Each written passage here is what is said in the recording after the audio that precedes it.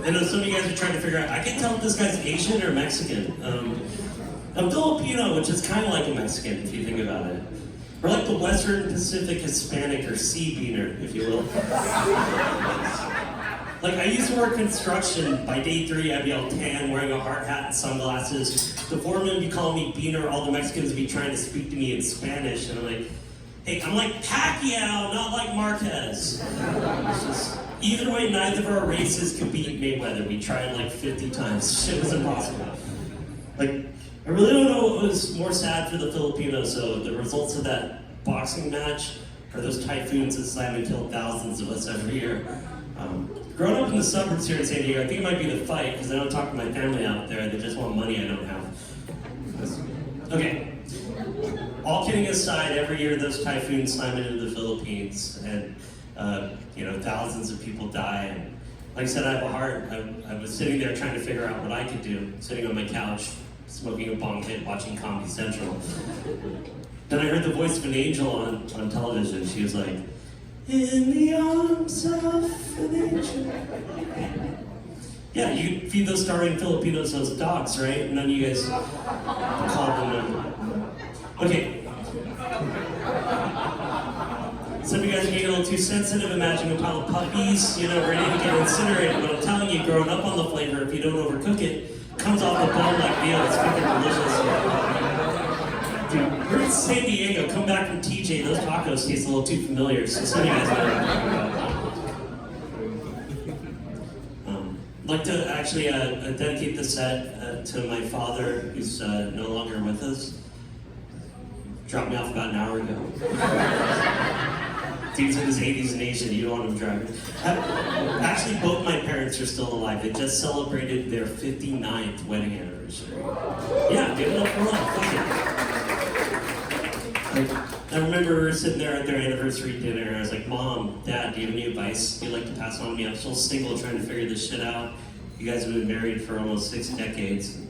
Mom walked over to me, put her hand on my shoulder, and she's like, well, move the fuck out of the house for starters. I got the point. I got the fuck out of the state after that comment like that. I moved out to Vegas for a while, which was a lot of fun. When I was out there, people were like, dude, are you a gambling man? I'm like, Asian. Filipinos are having casinos for a fucking reason. Then people would always ask you, what's your game? I'm like, well, it's craps, because time is money. Win big, lose big. Then my bosses were telling me the real gambling and real money is investing in businesses and stocks trading. Follow the news, follow the trends, you can make some real fucking money. So feel free to follow along with me. I started putting money in dry cleaners in the South, like Texas, Alabama. All those places reversing Roe v. Wade, because those coat hangers are going to be worth their weight in gold someday. Can't tell if you're pro-choice or pro-life based on your reaction. The other thing I love about Las Vegas is you can eat anything, anytime. Sometimes we leave these mics, we got In-N-Out Mexican food, which is great. But in Vegas, if you think about it, there's something open serving in it. So this one time I was leaving a mic at 2, I went to Chinatown because I was homesick. Got my food to go, and I checked in the bag, there were no chopsticks and soy sauce in there. I'm like, that's fucking racist. They assume I have it at home, but it's I'm gonna assume that. Then I got to my car, my phone started ringing, my buddy's like, where are you at? I'm like, Chinatown. He's like, perfect, dude. You just got broken up with, you're all sad, go to one of those massage parlors and cheer yourself up. I got off the phone, I was kind of angry. First thing came to my head, how come they're always Asian massage parlors? They're never a Swedish massage parlor, because they look like you I'll be there with frequency, points, a silver card or gold card or pearl necklace card. I also believe in the medicinal benefits of cannabis, and I still find it weird to go, can you please rub this on your feet before you step on my balls? It's kind of like, well, I'm in there. And then if I got past all the shame and sadness and walked into this place, the girl still kind of looks like my sister. That's wrong. It looked like Mom and I finished, which raises more questions. I'm glad some of you guys are perverted. Just up here trying to figure out the line of what we can and can't say. Just comics, sometimes people get offended. even in this day and age, like they'll come up and attack you. Like we've learned for some of the jokes you say. So I started taking Brazilian Jiu-Jitsu to defend myself. But I'm not good at it or anything. I actually found myself in this position I don't remember Rogan ever describing in the UFC. I got flipped over my back in a 69 and the guy's dick was just like hit me in the face. And I was like, am I really paying $150 a month to get a dick in my mouth? I was talking about this to my brother. He's gay. He's like, Randy, you're cute. We're eye contact, confidence. Head up the hill to Hillcrest. You get those in your face for free with drinks. My brother hates that shit.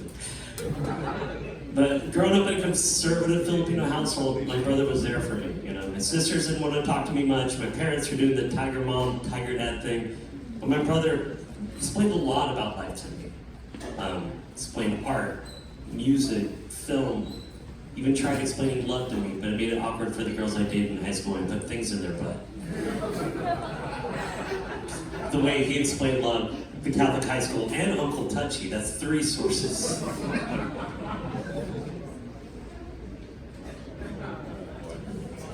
Like I said, just trying to figure out what we can and can't say. Like, I'm even trying to, you know, teach the next generation, you know, like my nieces. Like, I bought them an American classic by Mark Twain, The Adventures of Tom Sawyer and Huckleberry Finn, because I wanted them to read the N-word to me 219 times.